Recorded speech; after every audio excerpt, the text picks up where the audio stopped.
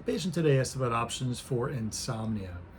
Specifically, they had failed trazodone, a small dose of doxepin, and melatonin over the counter, and they wanted to discuss other options. And so we decided that it was reasonable to talk about some of your controlled medications that can treat insomnia, with the understanding that they have abuse potential. They can cause a physiological dependence. They can be cause respiratory suppression in higher doses or an overdose. You can't drink alcohol when you take them, and there are other risks to taking these medications. So we were very clear about the risks of taking these medications. They had failed several non-controlled medications, and we decided that this was something that we could explore. The medication we talked about was called Lunesta. Lunesta is a medication that's been out for a while. It works on GABA receptor complexes. It's basically a benzodiazepine or benzodiazepine derivative.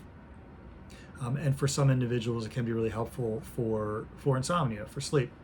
Of note, additional side effects could be amnesia, excessive tiredness the next morning or the next day, and others. Just like any medication, there are going to be individuals that have allergic reactions or other side effects, upset stomach and headache or things like that with this medication. So we talked about the importance of taking this medication as you're getting into bed.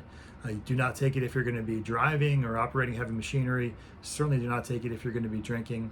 We talked about how it was important that if we were going to use a medication that was a benzodiazepine or benzodiazepine derivative, the idea was that it was going to be short-term and only to use the lowest effective dose that worked for that individual, and then once, as their sleep improved, to try to come off that medication or decrease the dose, and how important that would be.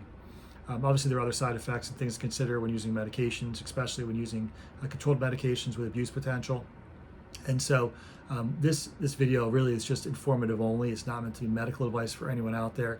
And if you believe that this video pertains to you, or you're interested in a medication management of your condition, be sure to talk to a mental health provider directly.